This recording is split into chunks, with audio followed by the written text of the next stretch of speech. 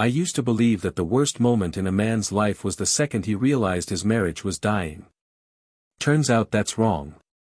The worst moment is when you discover it died months ago and everyone else seems to have known except you. The night everything snapped, my wife Ava threw a massive celebration for her new corporate job. Our house looked like Pinterest vomited success. Balloons, champagne towers, fancy appetizers I didn't even know how to pronounce. My family was there, her coworkers, neighbors, even the smug guy from across the street who always found a reason to flex his new cars in front of me. It was supposed to be a happy night. But there was something disturbing in the air, like a storm hiding behind a clear sky.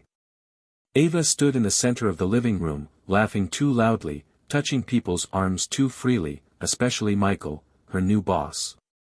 Tall, annoyingly confident with that grin that said he believed he deserved every woman in the room. I tried ignoring the way Ava practically glowed around him. I told myself I was being paranoid.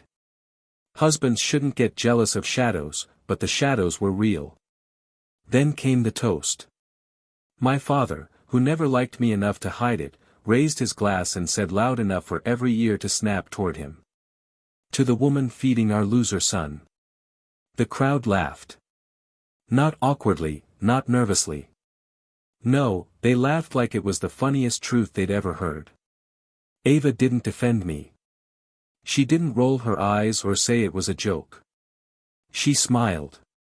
She smiled like humiliation tasted sweet. My chest tightened. I stared at her, waiting, begging for her to say something that would prove she was still on my side. Instead, she strutted over to me with Michael following behind like a trained dog. She handed me a tiny piece of cake, barely bigger than a breadcrumb.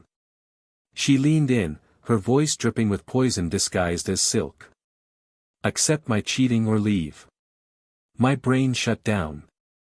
My skin went cold. The room blurred. I didn't hear the music anymore. Didn't see the people.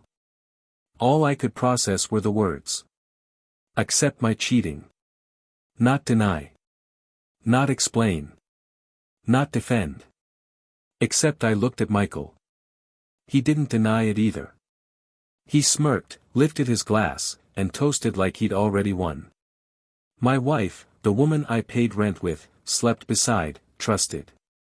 Said it like she was giving me a menu option. Like betrayal was a lifestyle I needed to subscribe to. Ava didn't stop there. Oh no, she twisted the knife. You're lucky anyone wants you, she whispered loud enough for a few guests to hear. Michael gives me excitement. You give me dishes and excuses. The guests chuckled. Some looked away, pretending they weren't enjoying the show. My mother closed her eyes like she'd been expecting this for years. My father clapped Michael on the back as if passing ownership. I stood there like an unpaid extra in my own life. Ava lifted her phone and took a selfie with Michael at our party in our home. While standing next to me, I felt something inside me fracture. Not slowly, not gently, but like glass under a hammer. And the sickest part, she didn't even try to hide it. She wanted me to see it. She wanted me broken, silent, obedient. Every laugh, every smug grin, every whisper in the room became a bullet. And in that moment, I realized something horrible. My wife didn't respect me. My family didn't value me. I was the punchline in a script I never agreed to read. And Ava, she wasn't sorry. She was proud. She turned back to the crowd, lifted her glass, and said, "A real woman deserves options." They cheered. I didn't yell. I didn't cry. I didn't explode. Something colder took over. A clarity I didn't know I possessed. I excused myself, walked upstairs, and stared at our reflection in the mirror. Ava's lipstick stain still on my cheek like a brand marking me as property she no longer wanted. That night something in me died. But something else awakened. A version of me Ava never expected. A version that wasn't going to swallow betrayal like medicine. I didn't leave that night, but I started planning the moment I'd walk out. Not quietly, not ashamed, but in a way she would never forget. Because if Ava thought humiliation was a game, she had no idea who she had just taught the rules to. The real story didn't start when she cheated. It started when she bragged about it. The morning after that humiliating party, I woke up feeling like my bones weren't mine anymore. Like something had burrowed into me and rearranged the person I used to be. Ava wasn't beside me. Her side of the bed looked untouched, perfectly made, like she hadn't slept here at all. Maybe she hadn't. I went downstairs and found crumbs, empty glasses, and her perfume lingering in the air like poison. My head throbbed, not from alcohol. I didn't drink last night, but from shock. My brain kept replaying her words. Accept my cheating or leave. I kept trying to rationalize it. Maybe she was drunk. Maybe it was a sick joke. Maybe I misunderstood. But lies don't hide forever. They crawl out when the light hits them. Ava didn't come home until noon. She strutted in like nothing was wrong. Still in the same outfit, hair messy, eyeliner smudged. Not tired, not guilty, satisfied. She tossed her purse onto the couch and said, "You're still here. Thought you'd run off crying to your mommy." Her voice was sweet and smugness. Norm. No attempt to fix anything. I stared at her, unable to speak. She rolled her eyes. "Ethan, don't look at me like that. You knew deep down you weren't enough for me. You should be grateful someone like me even stayed as long as I did." Something snapped. Gratitude for being betrayed. She went upstairs. I stayed frozen until her phone buzzed on the kitchen counter. Normally, I respected privacy, but respect is a currency, and she spent hers long ago. The screen lit up with a name I recognized. Michael's speech balloon last night was wild. Round 2 tonight. My lungs collapsed, but curiosity or maybe masochism made me pick up the phone. No password. Of course not. Why hide something she was proud of? Her messages read like a confession written in neon. Threads with Michael. Timestamps aligned with late nights she claimed were work meetings. Voice notes where she giggled like a teenager discovering rebellion. Photos of hotel rooms, dinners, and the two of them together, smiling the way she never smiled at me. But the message that killed me wasn't romantic. It was strategic. "Ava, he's weak. I'll push him until he breaks. I want him out." Weak. Ava had been preparing my exit like a business plan. She wasn't cheating because she fell in love. She was cheating because she wanted a new life and wanted me to leave so she wouldn't look like the villain. Too late. She already was. A buzzing sound jolted me back. Another message. "Michael, once he's gone, we'll take the next step." My blood turned to ice. Next step? What step? Move in together. Replace me or something worse. I put the phone down, feeling nauseous. I thought betrayal was a moment. It wasn't. It was a slow, strategic assassination of trust. Ava came downstairs, saw me near her phone, and smirked, found something interesting. She didn't panic. Not a flicker of fear. She folded her arms like she was daring me to react. "It's not cheating if I don't care about what you think." She said, "I'm done living a boring life. Michael makes me feel alive. You make me feel stuck." Her words were acid. But what stunned me most wasn't the cruelty. It was the confidence. Ava wasn't apologizing. She was justifying.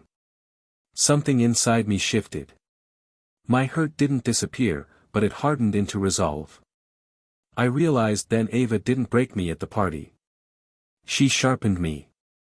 She turned me into someone who wouldn't beg. She thought she controlled the board. She had no idea I was about to flip it. Because betrayal isn't an ending. Sometimes it's the beginning of a man who stops being afraid to burn bridges, especially ones that lead back to hell. By the time evening rolled in, I wasn't the same man who stood quietly at that party. My fear had evaporated, burned out like gasoline struck by lightning. All that remained was clarity and a fury so cold it felt surgical. Ava sat on the couch scrolling through her phone like she hadn't just detonated my life hours earlier. She didn't look scared. She didn't look ashamed. She looked annoyed, as if my very presence in the house ruined her vibe. I stepped into the living room and said calmly, too calmly, "We need to talk." She didn't look up. "No, Ian, you need to listen. I've been carrying this marriage long enough. If you want to stay, then stop whining and accept reality. I get attention. I get passion. I get freedom. You get me showing up. That's more than you deserve." Her voice was steady, practiced. She had rehearsed these words like lines in a performance she expected applause for. I sat down across from her, the phone I had investigated earlier in my hand. I placed it gently on the table. Her eyes flickered for half a second. Then she smirked. "Oh, so you went through my phone." I expected excuses, tears, denial, something human. Instead, she crossed her legs, looked straight at me, and smiled like a wolf. "Let me make this simple," she said, leaning forward. "Michael gives me what you never could. Excitement, challenge. He worships me. You're like a blanket, warm, predictable, suffocating when I don't want it." I clenched my fists, but I didn't raise my voice. I wanted her words to hang in the air long enough for her to suffocate on them. "So that toast last night?" I asked quietly. "You let my family humiliate me?" She shrugged. "Ethan, don't be dramatic. It was funny. People love jokes. And come on, you are a bit of a loser. I married potential. Turns out you never climbed out of it." I felt the punch, but I didn't flinch. "And Michael," I asked, "he's your finish line?" Ava chuckled. "He's my upgrade." Her cruelty wasn't reckless. It was intentional. Every sentence was a sharp blade slicing away pieces of the person she once pretended to love. She wanted me broken enough to walk away without a fight. But she didn't know I'd already crossed a line. There was no going back. "You know what's funny, Ava?" I finally said, "You think you've already won? You think I'm the one losing something?" Her smile faded, just a shade. I took her phone, unlocked it, and opened the messages. The ones where she called me weak, pathetic, easy to push out. I held it up like evidence in court. Ava's expression went still. Not guilty, not shaken, just irritated. "Are we really doing this?" She sighed. "Ethan, I told you the rules. Stay quiet, stay married, and stop acting like you matter in decisions I make. You're background furniture, comfortable when needed, invisible the rest of the time." There it was. The truth, not whispered, not hidden, served raw. But instead of burning me alive, her words built something inside me. An armor I never had before. "You're right," I replied. She blinked. "What?" I stood up. "I don't matter to you, but I finally realized you don't matter to me either." Her face cracked. Finally, a reaction she hadn't rehearsed. I didn't scream. I didn't threaten. I simply walked to the bedroom, grabbed a bag, and tossed clothes into it. She followed, voice rising like boiling water. "Oh, you're leaving." Finally, growing a spine, I zipped the bag. "No," I said. "I'm taking back the one you tried to snap." Ava didn't understand yet. Not then that when a quiet man finally stops talking, it's not silence. It's a warning. I walked out of that room knowing the war had officially begun. Not with fists, not with chaos, but with the terrifying calm of a man who no longer fears losing something already gone. I always thought leaving someone was dramatic. Slamming doors, shouting matches, the kind of chaos neighbors gossip about for months. But when a man finally breaks, he doesn't explode. He evaporates. I didn't yell. I didn't cry. I didn't tell Ava where I was going. I just packed what I needed and walked out of the house like a ghost abandoning a corpse. My legs moved on instinct, powered by something primal and silent. Survival. The air outside felt cold but clean. Every breath tasted like freedom and poison at the same time. It was past midnight. Street lights flickering as if unsure whether to stay awake or give up. I didn't have a destination. I only knew one truth. Anywhere without Ava was home. I drove to my friend Ryan's place. A guy who never asked questions unless the answers mattered. When he opened the door, saw the look on my face. He didn't say a word. He stepped aside, let me in, and handed me a beer. That's friendship. Conversations spoken in silence. After a few minutes, he broke it. She did something, didn't she? I laughed, but it came out cracked. Something, try a performance. She tossed her betrayal on the table like dessert and asked if I wanted a bite. Ryan cursed under his breath. He always hated Ava. Said she smiled like someone who practiced it in front of a mirror to make sure it didn't scare people. I always defended her. Now, I wondered if he'd seen the monster before I did. I told him everything. The toast, the phone messages, her smug rules, the way she called me a loser while my own family cheered. Ryan leaned back, shaking his head. Ethan, she doesn't want a husband. She wants an audience. That sentence sat in my chest like a truth I should have known long ago.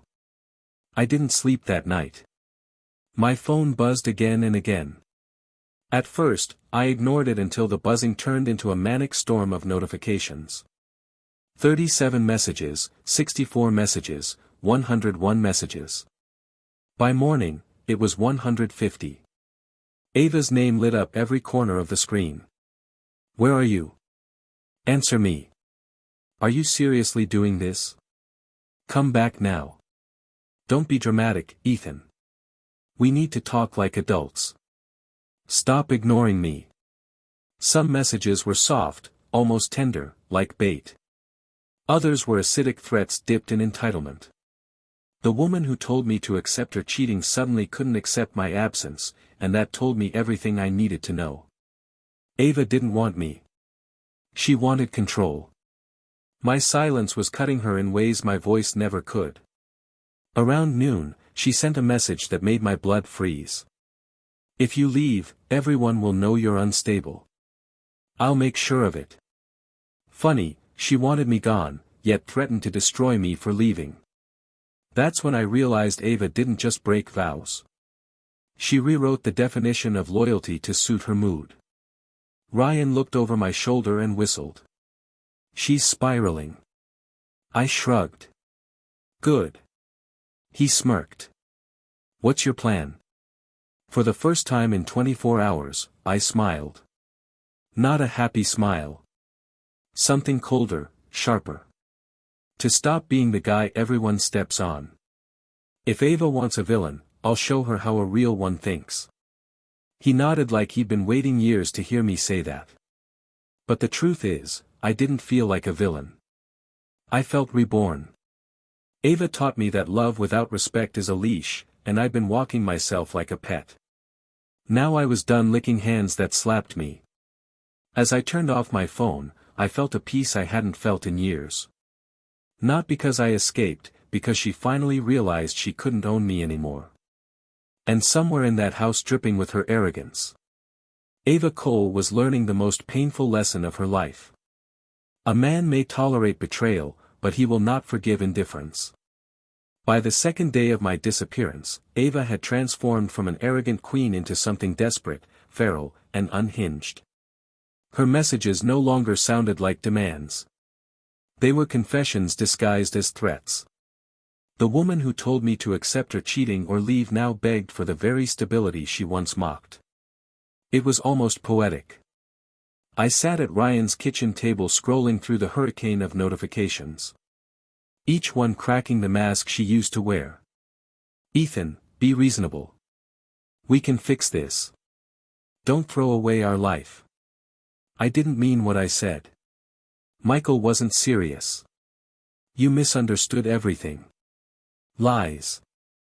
All of them. Not even talented lies. Sloppy attempts stitched together by panic. Ava wasn't apologizing because she cared. She was panicking because she never considered a world where I stopped existing on command. Ryan leaned over my shoulder and laughed. She's not sorry. She's scared.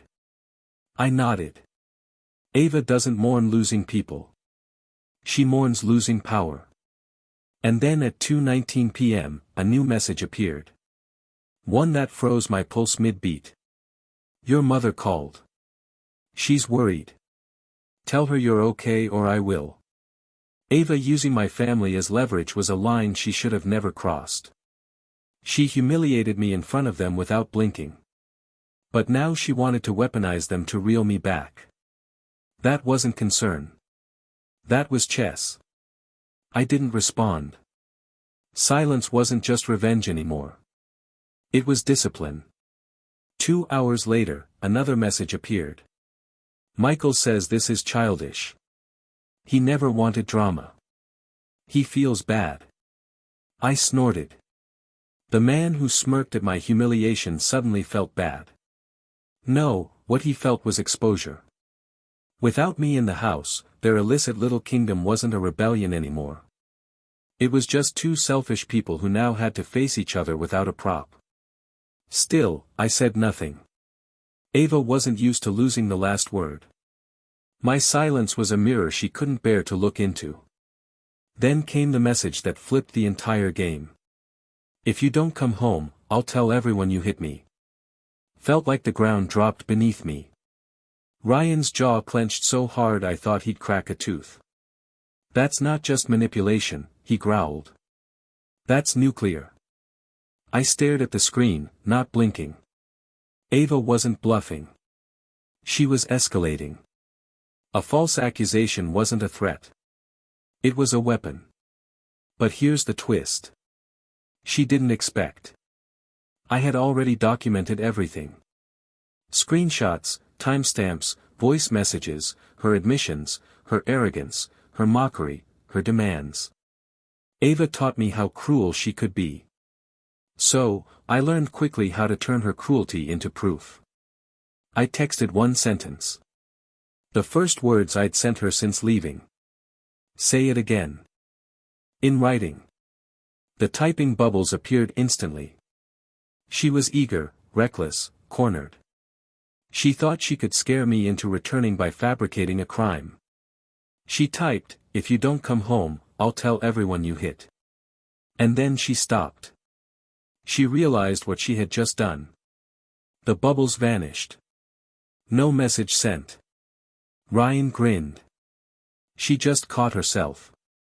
Ava wasn't dealing with the same man she humiliated. Silence had forged something new, something sharp. 5 minutes later, a new message arrived. We need to discuss this face to face.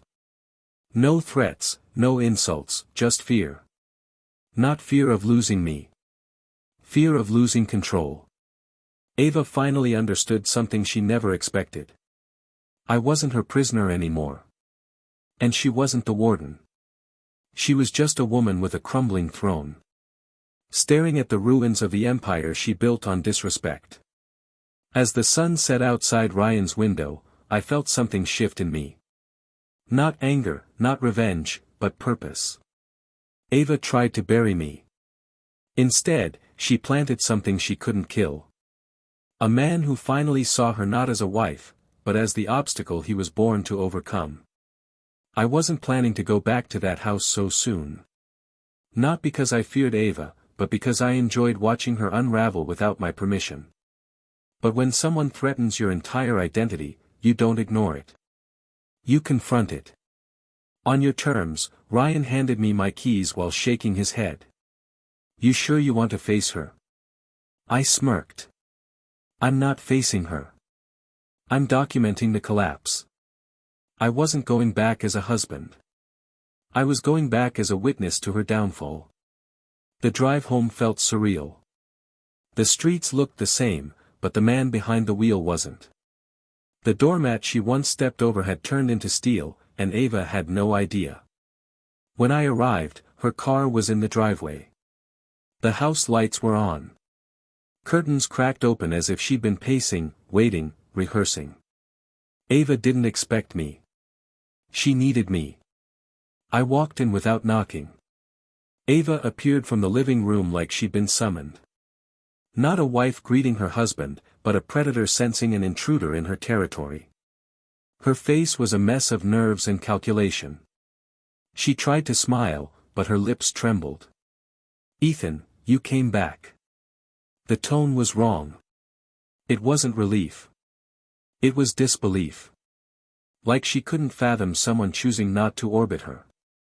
I nodded once and sat down, calm, unmoved.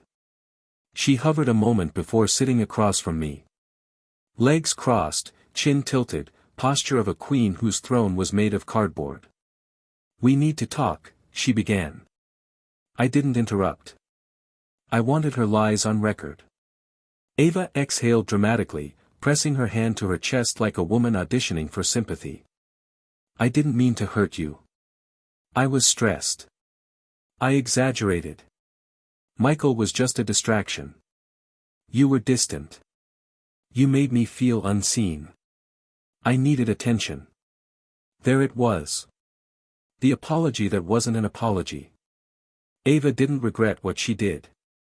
She regretted the consequences. I remained silent. Silence made her frantic. She stood up, pacing. "You think you're innocent. You don't appreciate me, Ethan. You don't challenge me. Michael did. He made me feel wanted, admired." She almost said alive the word she used before. She caught herself. Her eyes snapped toward me. "Desperate. But I wanted you to fight for me." I laughed, but it wasn't humor. It was clarity. Fight for what? A woman who treats loyalty like a burden. Ava's calm shattered. "Stop acting like some hero. I could ruin you if I wanted." Her voice broke. Cracked like a porcelain mask under heat. I leaned back. "You already tried and failed." She froze. She knew. She finally understood that her threats meant nothing now. I had proof. Screenshots, audio dates. Her reputation dangled by a thread. She herself nodded. Ava approached slowly, lowering her voice as if tenderness could erase venom. "Ethan, we can still fix this. We can pretend none of this happened. I'll stop seeing Michael." She said his name like a stain she couldn't remove. I looked at her, not with anger, but recognition. This wasn't love. This was dependency on attention, on power, on domination. She didn't want a husband. She wanted a mirror that reflected her fantasies without distortion. I stood up. Ava grabbed my arm. "Don't leave again." Her grip wasn't affectionate. It was territorial. Pulled away. "Ava, I didn't come back to stay. I came back to see if you'd lie to my face one more time." Her eyes widened, horror dawning like sunrise over ruins. "You're choosing to walk away." I didn't smile. I didn't gloat. I simply spoke the truth she never believed I'd say. "I'm choosing myself." Ava staggered backward like I'd struck her. Because for the first time in our marriage, my silence didn't protect her ego. It destroyed it. Her voice trembled. Not from sadness, but from losing a power she thought was eternal. "Ethan, what am I supposed to tell people?" I shrugged. "Tell them the truth. If you remember how." And as I walked past her, I realized something. Ava didn't fear being alone. She feared being irrelevant. Leaving Ava standing in that living room was the first real victory of my life. Not because I escaped her, but because she finally saw a version of me that wasn't begging for validation. For years, she fed off my silence, twisted my patience into weakness, mistook loyalty for dependence. Now, without me to anchor her ego, she was adrift, clawing for control that no longer existed. I drove back to Ryan's place, expecting relief. Instead, I felt something sharper. Clarity. Betrayal doesn't end when you leave. It lingers like smoke after a fire, reminding you of everything that burned. Ryan took one look at me and handed me a beer without speaking. It was our ritual now. Words optional. Understanding inevitable. So he asked eventually. Did she break? I nodded. She tried to flip reality as usual. But she's not dealing with the same man anymore. Ryan smirked. Good. She deserves to choke on her own lies. I should have felt triumphant. Instead, something gnawed at me. The realization that Ava wasn't done. People like her don't accept consequences. They mutate. I didn't have to wait long. My phone buzzed again, but this time it wasn't messages. It was missed calls. Dozens, then voicemails. Her voice ranged from seductive to hysterical. Each message a desperate attempt to regain the narrative. Voicemail number 1, Ethan. Baby, we can talk. You're overreacting. Voicemail number 4. If you don't answer, I swear I'll make you regret this. Voicemail number 9. Michael wasn't serious. I only let it happen because you never paid attention to me. Voicemail number 13. Don't abandon me like this.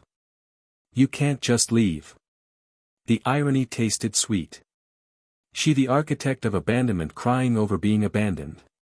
But voicemail number 17 was different. People are asking questions. I need you to come home and act normal. Do not embarrass me. There it was. AA's true religion appearance. She didn't want a marriage. She wanted a performance, and I had walked off stage mid-scene. Ryan listened to a few messages and whistled. She's unraveling. I exhaled. No, she's preparing to escalate. Because narcissists don't lose battles, they rewrite history. And right on cue, the next message confirmed it. If you don't come home, people will think you're unstable. I'll tell them you're having a breakdown. Not once did she say she missed me. Not once did she mention love. Only image, control, leverage. She wasn't mourning me. She was mourning the audience she lost. That night, Ryan and I sat outside, the cold air thick with decisions I hadn't made yet. He turned to me and said something I didn't expect. You know, Ethan, you're not healing from a breakup. You're detoxing from a poison. It hit harder than any insult Ava ever threw at me. I wasn't sad because I lost her. I was sad because I let someone like her define my worth for so long. My phone buzzed again. Another message. This time, short. You have until tomorrow.